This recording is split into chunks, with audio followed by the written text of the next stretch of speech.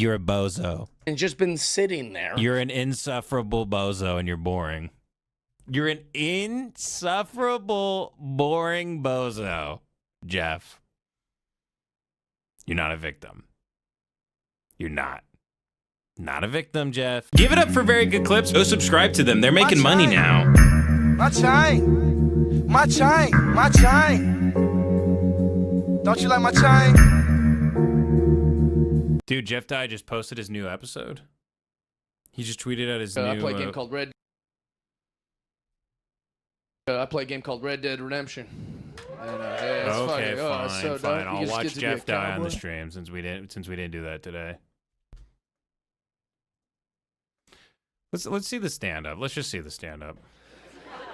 Dude, that's like my dream, dude. I'm fucking cowboy all day. Just so good. On the game, you can do anything. It's like an open world. If you don't know about video games, it's like you can literally just do whatever you want. You just walk around like you just whatever. And in the game, it lets you choose to be full good cowboy or full bad cowboy, or you could be in the middle. You just do whatever you want, and then it'll rate your ethics. Like, oh, you're becoming bad. Why is that or like funny? if you start doing honorable things, it's like, okay. And you'll know because it'll give you these screens that are like, if you see a deer, it knows that you're being a good man. But if you see like a black wolf, it's like, oh, you're being bad. And I go full bad cowboy. Because in real life, I'm good. I'm a good man. If you ever... It really is. It's just an edgy 12-year-old who learned the words like fuck and like cum and stuff. For me, I'm nice. I don't do bad I love to play video games and be bad. things. I'm trying to make the right choices in life, but like on a video game, come on. Full bad, man. What are we doing? What's the point? There's the dude comedy. White guys, dude is just their soft A. That's their, when they don't got anything funny to say, they say fucking dude. Like that. And now it's the closest they can get to having just a little taste. A little taste of the end. A little taste of the soft end. Good on a video game. It's a video game, yeah. I'm real bad. If you ever want to look at me different, if any of you saw me play Red Dead, you'd look at me different. Because when I'm playing Red Dead, there'd be like a blind guy cleaning himself like in the river. And he's like, "Is someone there? Someone there, please. Give to the blind. Help the blind." He's got like a little tin of coins. I just walk up all cowboy, I just fucking kick his coins. He's like, "Hey, someone there?" Like, his fucking body just floating in the fucking.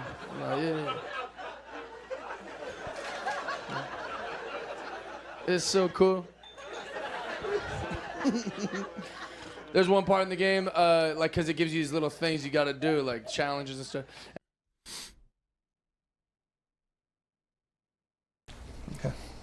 Welcome to Die Hard. Let's take two. Welcome to Die Hard. What's up, guys? Welcome to Die Hard. You get 3 intros. I don't want. It's a bad outfit.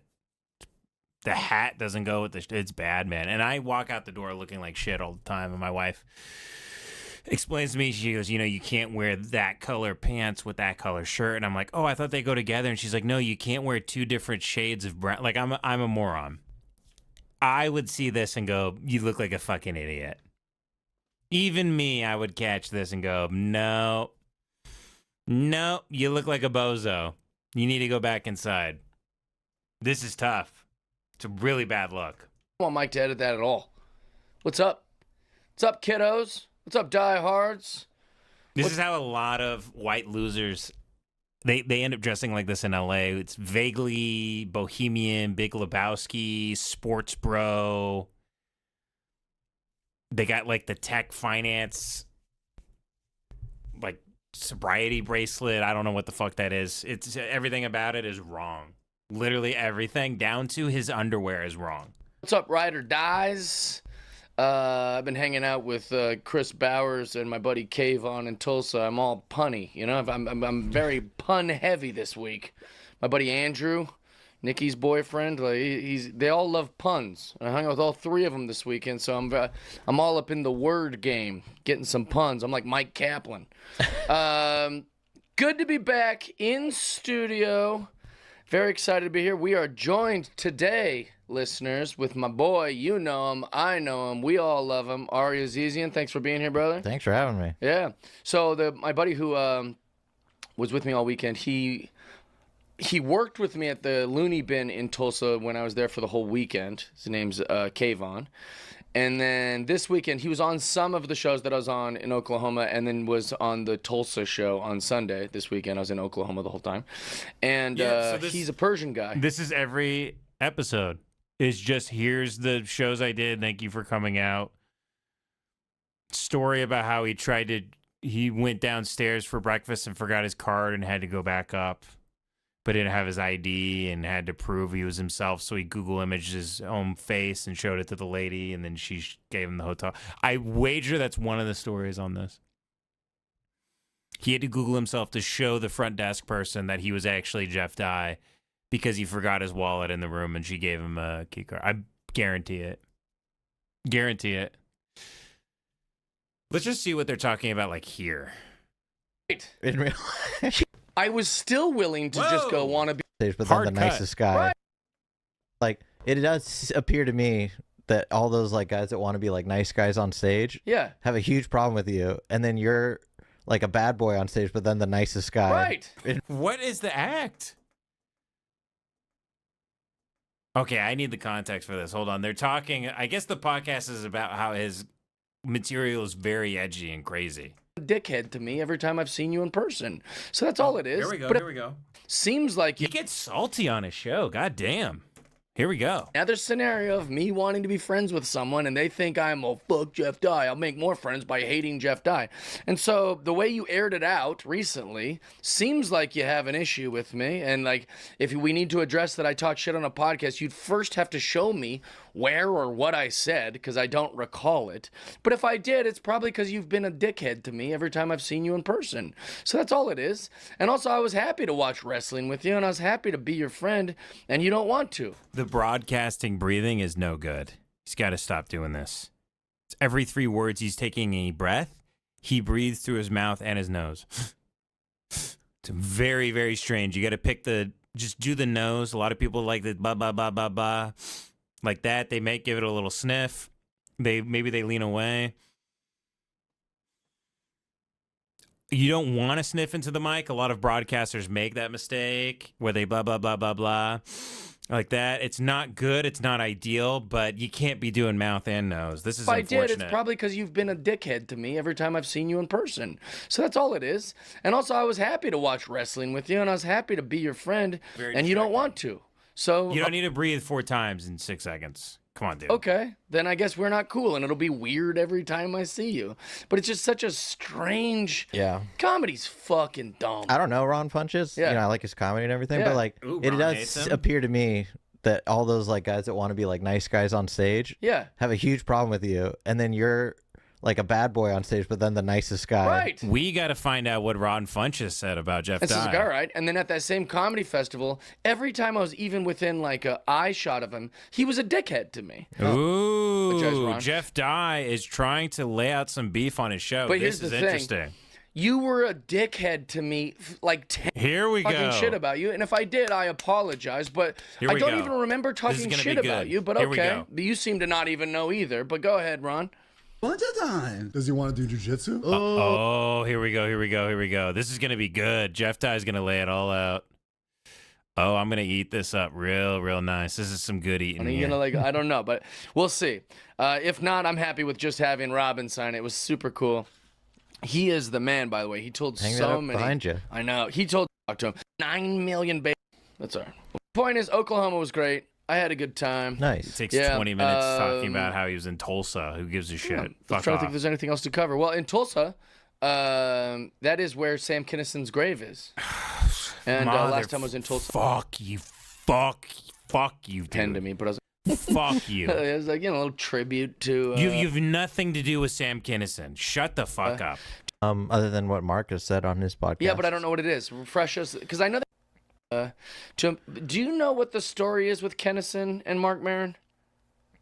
Other than what Mark has said on his podcast. Yeah, but I don't know what it is. Refresh us, because I know there's some sort of thing with Mark Maron and Sam Kinison. I think Mark Maron was a doorman at the time at the comedy store, and then so he would party with Kinison and maybe like drive him to like the Vegas comedy store, maybe, or something, or drive him around town, or they were doing blow all night one night. I got a 2X to get to the Ron stuff. Right? Yeah, I don't know what the story is. That's why I just genuinely. I know you guys think that I want to talk trash about Mark Maron, but I've said this a billion times. I like Mark Maron, and it's unfortunate that this is what our relationship is going to seem like, because it's not. I want all the comics or whatever. I heard something about him pissing on Sam Kinison's grave, or he said that he was going to, or maybe it was a friendly joke between them, or maybe it was. If you know the story or whatever, comment it down below. I'm not really sure what the history was. And I feel like Mark referenced it when I was standing around him at the comedy store one time, and I didn't really follow, but I felt like I should have already known the story or something. Like it was that common, and I never heard that. Yeah, so I think he said something like, I said I was going to piss on his grave, and he's like, I never did, obviously. And I was like, you should. Like, I remember thinking, like, just do it. That's hilarious. What did you get arrested? Like comedian Mark Maron arrested for pissing on Sam Kinison. And also, after all the things I've seen homeless people do over my 42 years, no one's going to arrest you or all even these tell you people anything. Do talk. They talk about homeless people and stand-ups. That being said, the most let's get into my people weekly crash out about comics shitting on me. Here we go. Most of the comics that shit on me I've never heard of, and I don't really give a fuck anyways. There's very few funny people that have shit on me. Yes. But some of the funny people that shit on me is Steph Tolev, and I addressed that on the Hard Yarns podcast. Well, I didn't know Ron Funches was going around slandering my name. What did he say? He said something like, we could just watch it, actually. Oh, it's on Go to YouTube? Ron Funches' Instagram. Yeah, he posted it. He did the Maron thing where he took a photo of me from my Wikipedia and then, like, tried to get clicks off of it. Go to his Instagram. And it's like the 6th down. He really thinks he's very famous. So just watch this. He's very vain. He just put a GoFundMe to move to Austin, and so then everybody made fun of him. He put a GoFundMe, help me move to Austin. Yeah. Ron's just like, yeah, he did some really embarrassing shit that everybody saw. And I don't know. I think he probably killed himself. I'm not sure. He should have killed himself, probably. I feel bad for him. I seen him at some stuff. He like wrestling, and then one day I was watching a podcast, and he was just talking mad shit about me, and I was just about like, you? Yeah. Why? How Jeff sets this up that he's some innocent victim in all of this. Jeff, you're the bad guy. I don't know. You're the bad guy on stage and off stage. Here's the thing, Jeff. I know you like to say I'm a good guy off stage. I'm a bad guy on stage. You're a boring guy on stage, and you're a bad guy off stage. That's really what it is. Boring on stage, bad guy off stage. He doesn't know. Why not reference what I was saying? He goes, he was talking shit about you, and he goes, yeah. And he goes, about what? And he goes, I don't know. It's like, well, you must have, if I was talking shit, you should now say what I was talking shit about. Because guess what, Ron? I don't remember it either. I don't remember talking shit about you. And if I did, I apologize. But I don't even remember talking shit about you. But okay. But you seem to not even know either. But go ahead, Ron. Bunch of times. Does he want to do jujitsu? Oh, I'd love to. Oh no! I think that's him saying he wants to fight like me. That's fine, but it's making me laugh now to see all this stuff go on. Oh, that's why he's like, I've been really laughing this week. Hey man, it is what it is. I didn't realize that. Hey, I promise you guys, I'll just get a job. 100%. All right. So That's a lot of smoke. Yeah, I know. In the video, not like smoke toward like literally Well, it's smoke. called dope as usual. Yeah. Like it's like pothead. I thought they were yeah. all like on. There's fire in the room or something. So, Good one. Oh, your comment's good. Oh yeah, yeah. Always Did pretty kill good. yourself. Ron's side of this is as made up as the voice he uses on stage. 320 likes. Well, here's the thing about pretty Ron. Maybe I did talk shit about him on a podcast, and if I did, that's not very cool of me. And I they're trickle-truthing it out. Little trickle truth. apologize, Ron. But here's the thing. You were a dickhead to me like 10 times in a row. And then I was like, this guy really has a problem with me. They're like Israel-Palestine. Who started it? They keep going back further and further. Jeff, it clearly is you. It's clearly you. And so dude. one time I sat down with Ron cares about pussy and weed. He doesn't give a damn about you at all. He's never even thought about you, I'm sure. He's thought about you maybe 2 or 3 times. him to watch pro wrestling at this Undertow Comedy Festival because they're like, Ron Funches is upstairs watching a wrestling pay-per-view. And I was like, oh, I'll go watch it with him. We're both comedians. I was all naive.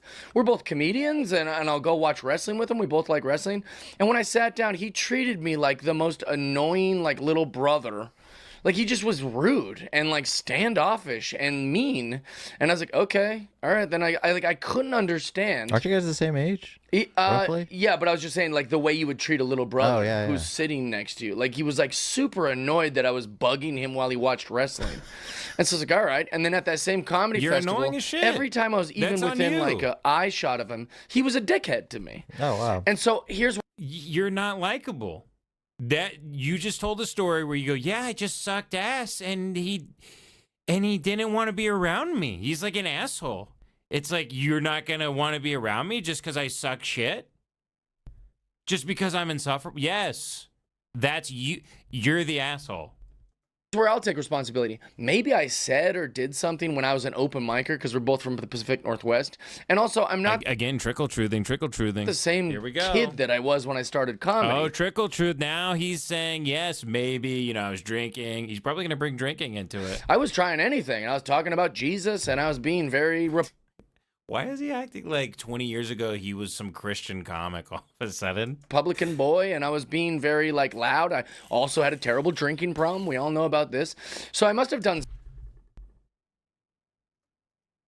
something that made him not like me. But in 2019, David Berman of the Silver Jews calls it storyline fever.